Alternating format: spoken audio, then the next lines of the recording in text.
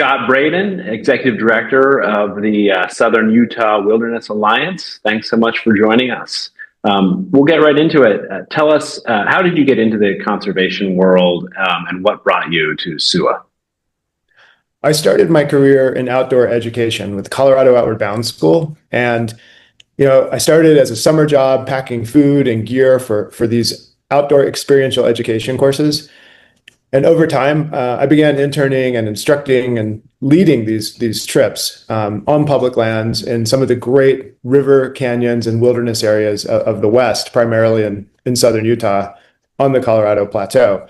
And, through those experiences, I was able to see the impact of wilderness and wild places, the positive impact on my students, on myself, and my fellow education instructors, outdoor instructors.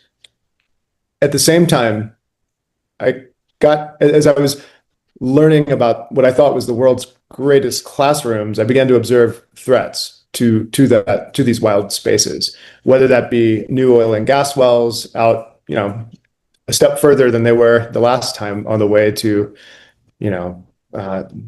river access points or hiking to trailheads and things like that, or new off-road vehicle routes or new vegetation projects that were just sort of seeming to always make wild places ever smaller and shrinking. So that's what led me to conservation. It led me to first to volunteer and then to build a career around working to protect wild places, wild ecosystems, and which I think have a profound impact on the health of our world and our climate. Terrific. Public lands have been in the news a lot lately. There's obviously been some interest from the Trump administration and members of Congress in scaling back protections for public lands.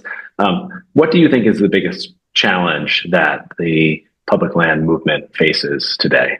The public lands and wilderness movement are challenged by the biggest headwinds I think they've ever seen, and that is a systematic effort to dismantle the U.S. public land system. And you see that playing out in several ways. The state of Utah filed a lawsuit that was ultimately rejected by the Supreme Court, but seeking to gain control of almost 19 million acres of public lands here in Utah. We see Congress passing legislation to undermine public lands. In the recent Big Beautiful Bill legislation, we saw Senator Mike Lee, also from here in Utah, propose a provision that would sell off public lands under the guise of creating more affordable housing. That was ultimately due to grassroots organizing and people power stripped from the final version of the Big Beautiful Bill. But there's still tons of bad for public lands provisions that made it into the final bill that make it easier to exploit public lands for industrial and extractive purposes, such as oil and gas development, makes it easier to lease, easier to nominate for oil and gas leasing, reduces the amount of public participation and environmental scrutiny on projects before they're approved by compressing the timelines and limiting the opportunities for public participation. And then in the administration itself, we're seeing the Trump administration, mainly through Secretary Burgum, shift profoundly the way public lands are managed, whether that be through dramatic layoffs to staff of the agencies that are tasked with managing our public lands, or even this language of public lands as assets on the nation's balance sheet as a way to really sort of socialize and use language to, sort of see public lands differently as something, to exploit or to trade or to commodify, which I think really narrows the appreciation many Americans have for public lands and how they benefit our nation and our communities. So all of these things, I think, these efforts, whether they be from here in the state of Utah or other Western states, whether they be from the Congress or the administration, I think they have the common goal of breaking the public lands system and making sure the public lands management doesn't work. And that's a justification for mass sell-off and privatization of public lands.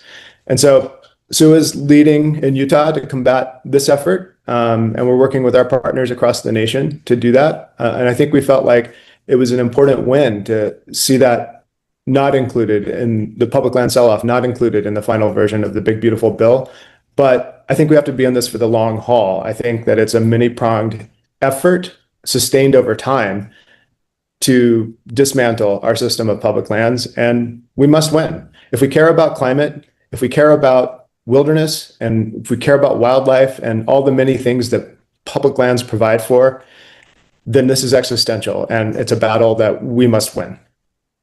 Yeah, the exclusion of that provision in the beautiful bill was, I think, one of the few bright spots, and it was really inspiring to see the just a big coalition of groups, everyone from hunters and sportsmen on the right to environmentalists and outdoor enthusiasts on the left, kind of rise up against that. But yeah, you're right that it's we won one battle, but there are many more to come.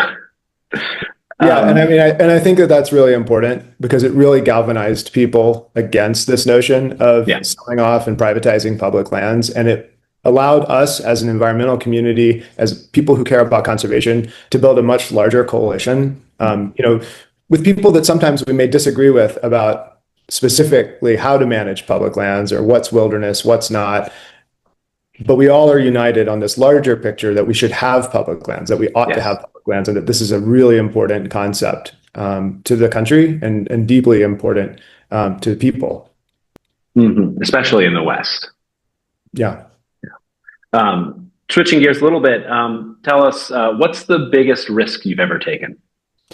I think the biggest risk I've ever taken was the choice of my partner and I to become parents. I think it's with all the things, the challenges that, from working in the field of conservation and public lands and, on a day-to-day level, being a participant and part of this sense of, loss of wild places or degradation of our climate.